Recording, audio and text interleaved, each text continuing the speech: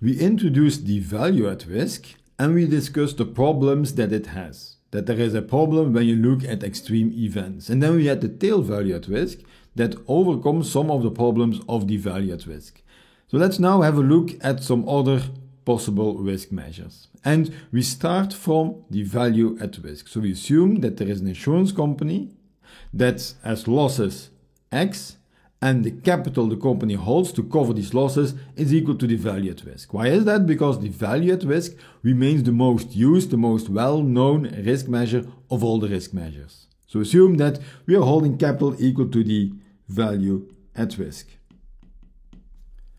Then, of course, if you use the value at risk to set your capital, then there will be some smart actuaries in your company that will tell you, well, we have to be careful with using the value at risk, or at least you have to be careful with only using the value at risk, because we can have the problem that if X exceeds the value at risk, you're facing huge unanticipated losses. So it means that you can say, well, let's have a look at what happens with my loss, what is my expected loss, if I know that I will breach the value at risk. And that is exactly what the conditional tail expectation is doing. You are looking at the expected loss X, but you condition given that X is larger than the value at risk. And then of course this conditional tail expectation is larger than the value at risk, because you condition on the event that you exceed the value at risk. The difference between these two gives you an extra capital buffer, a second capital buffer that you put on top of the value at risk to cope with extreme losses where you exceed the value at risk, such that you can also pay for your expected loss given that you know that you are in a stressed scenario. Another situation could be the following. Assume that you are a regulator looking at an insurance company.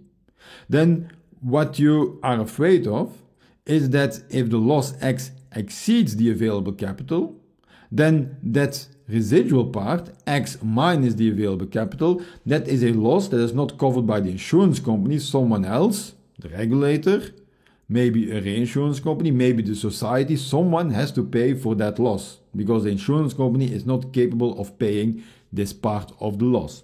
So the regulator will say, well, I'm looking at your loss X minus the available capital you are holding, X minus the value at risk. If that is positive, that's why we put a plus here, then there is a deficit, then there is a residual loss that has to be paid by someone else. Of course, if X minus the value at risk is negative, well, we can put 0, because in that case, the insurance company will just pay the loss and that's it. There is no residual part anymore. It's only when X exceeds the value at risk, that is where there is a problem.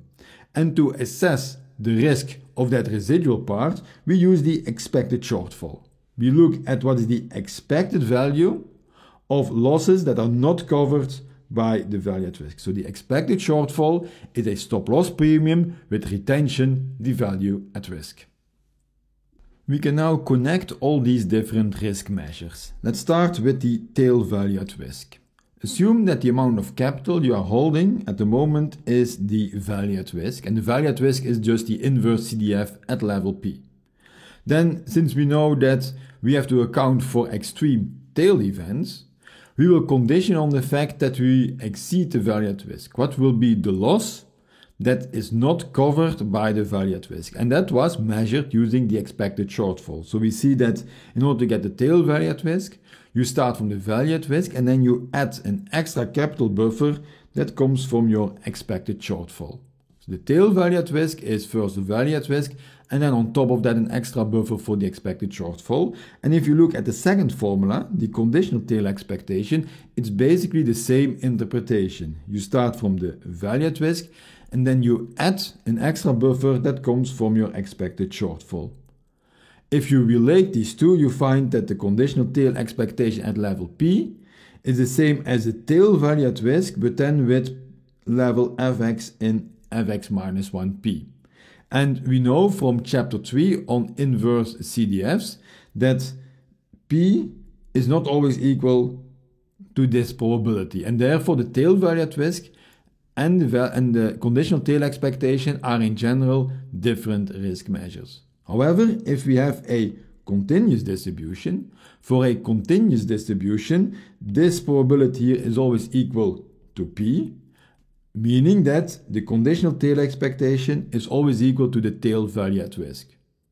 So for continuous distribution, like the normal, log normal exponential distribution, conditional tail expectation and tail value at risk are the same. For discrete distributions, especially distributions where you have a jump at a level p, in that case, the conditional tail expectation can be different from the tail value at risk. Let us give the proof of the first two statements of the theorem on the previous slide, and then the third statement follows directly. So the first result is the following.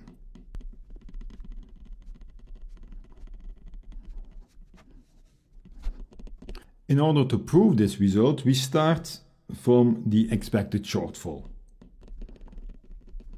If we use the quantile transform theorem, we can write this expected shortfall as fx minus 1 u, where the random variable u is a uniform distribution.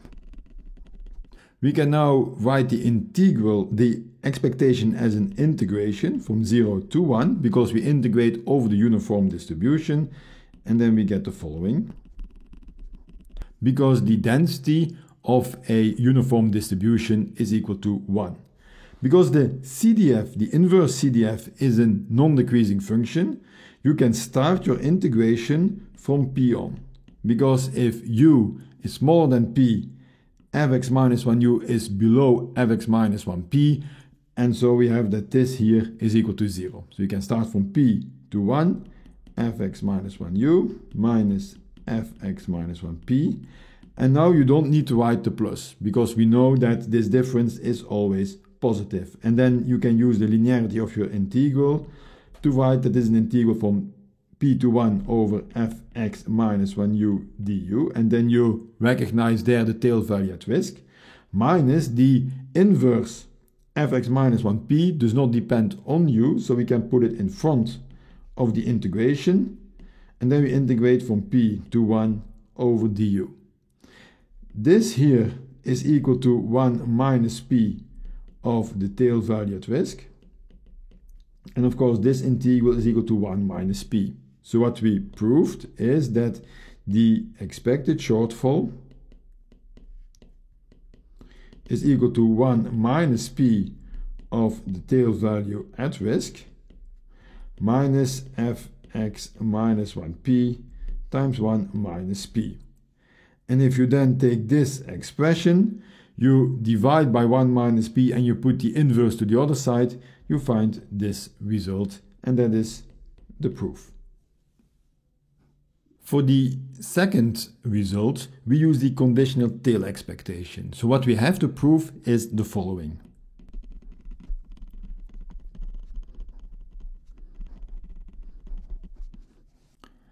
And again, we start with writing a formula for this expected shortfall.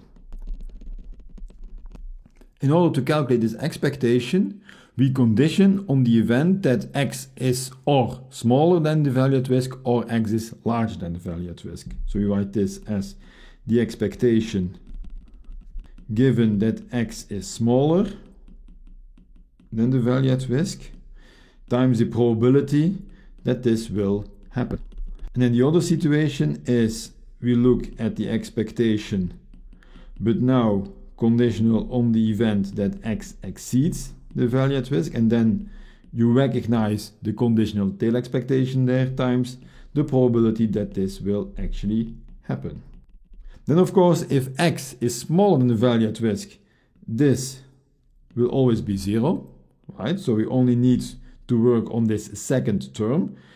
In the second term, because we condition on x being larger than the value at risk, you can write this as the expectation of x given x exceeds the value at risk minus fx minus 1p, because that's a constant, times the probability that x exceeds the value at risk, and this is of course equal to the probability 1 minus the probability that x is smaller than this value at risk.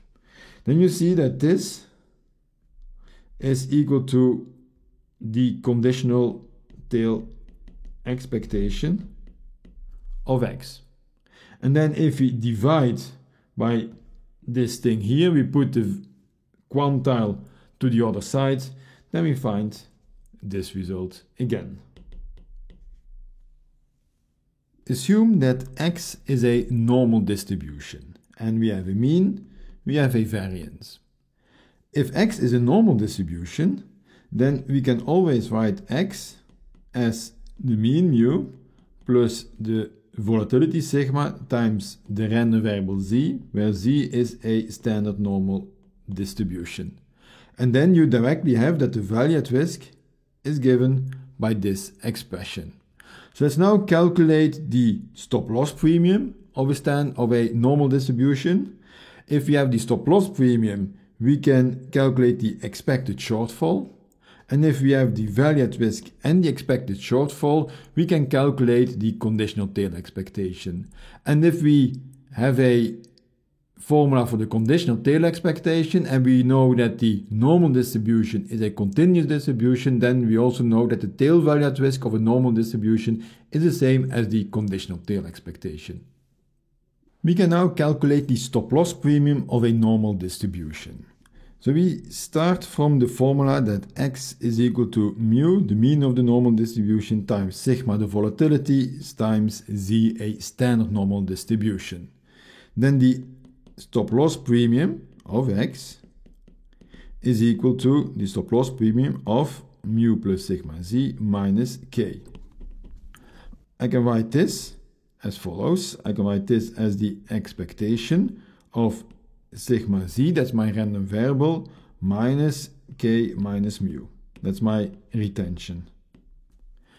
And now I can write the z using the quantile transform theorem as phi minus 1, where phi is the distribution function of a standard normal distribution in a uniform distribution. So this is equal to,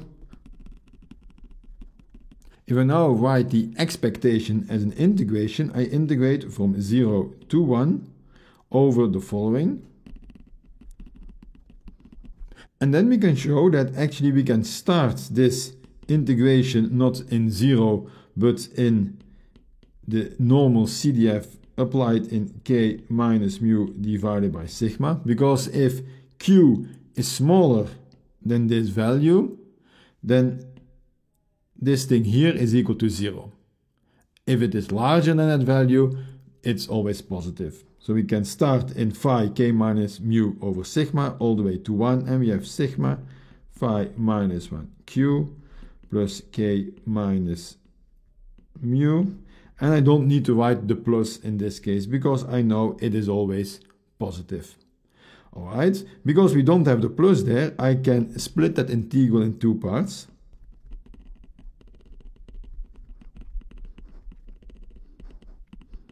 Where we put the k minus mu outside integration because it does not depend on q. Alright, and this we can write as follows. You have sigma, I call this probability, I call it p, so I go from p to 1, phi minus 1 q dq, plus k minus mu, and then I can work out this integral is 1 minus the normal CDF in k minus mu divided by sigma. And then the only thing we need to do to get the closed form solution for the stop-loss premium is to work out this integral, and that's what we do on the next slide. We have to work out the following integral. We go from p to 1 over phi minus 1q dq. But if I use a substitution, I use u is equal to f minus 1q. I find that phi u is equal to q, right? I can put the inverse to the other side, and then I find that d phi is equal to dq. But phi is the CDF of a normal distribution, so if I denote the density of a normal distribution by the small phi, I find here phi u du is equal to dq. And we know that the density of a normal distribution is equal to 1 over the square root of 2 pi e to the power minus 1 over 2u squared. Alright, so then with this substitution, we find that this is an integral from, instead of p, I now use phi minus 1p, all the way to plus infinity. And then I have u, because this inverse is substituted by u. And then the dq, I use this formula, is phi u du. Alright. If I look at this formula for phi, then phi prime u, so the derivative of phi, is equal to, well, it's 1 over square root 2 pi. It's an exponential function. And then I have to take the derivative of this thing here, which gives you minus u. So we find that phi prime u is equal to minus u phi u, because this here is equal to phi. And then I can write this here as an integral. I have the minus sign, and u phi u is then equal to the derivative of phi. And if you take the integral of a derivative, you of course find minus phi in plus infinity minus phi in phi minus 1p. And because phi is a density, this one here is 0, so you find that this is equal to the density of a normal distribution evaluated in the quantile at level p.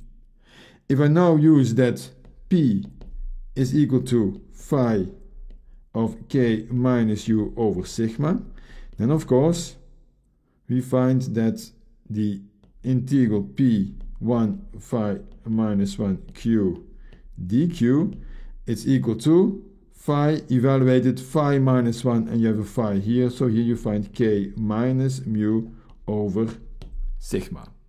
What I will do now is I will take this expression and plug it in the expression we derived on the previous slide. In step 1, we showed that the stop-loss premium of a normal distribution can be expressed using this formula. Then in step 2, we showed that this integral here, so the integral over the quantile function of a normal distribution, this I can write as the density of a normal distribution evaluated in k minus mu over sigma. So if you now combine step 1 and step 2, you find that the stop-loss premium of a normal distribution is equal to sigma phi k minus mu over sigma minus k minus mu 1 minus phi k minus mu over sigma. This is your closed form solution for the stop-loss premium of a normal distribution with retention k. On the previous slide, we derived the formula for the stop-loss premium of a normal distribution. We also know that the value at risk of a normal distribution, fx minus 1p, is equal to mu plus sigma, the value at risk of a standard normal distribution, or the inverse CDF of a standard normal distribution. Let's now have a look at the expected shortfall. The expected shortfall is a stop-loss premium, but now k, the retention, is equal to the value at risk. And if you have a look at the formula for the stop-loss premium, you see that we need this k minus mu over sigma, we need k minus mu, and here again we need k minus mu over sigma. Let's have a look at these quantities. So k minus mu is equal to, well, k is equal to fx minus 1p minus mu, but this is the formula for the value at risk, the inverse, so we have mu plus sigma phi minus 1p minus mu. Because you have mu here, you have mu here. This of course is equal to sigma phi minus 1p. And then of course k minus mu over sigma is equal to phi minus p. Alright, if we then use these results to get the expected shortfall, we calculate the stop loss premium with retention D value at risk. And then we just go over this formula. We have sigma, the density phi applied in K minus mu over sigma, but K minus mu over sigma is this thing here. So you have phi minus P. Then we have minus K minus mu, which is equal to sigma phi minus P, times 1 minus the normal CDF applied in K minus mu over sigma, which is equal to phi minus P. Because the normal CDF is a continuous CDF, this here is equal to P, and our formula becomes sigma, the density in phi minus P, minus sigma phi minus P times 1 minus P. And that is the formula for the expected shortfall. We showed in our theorem in this part that the conditional tail expression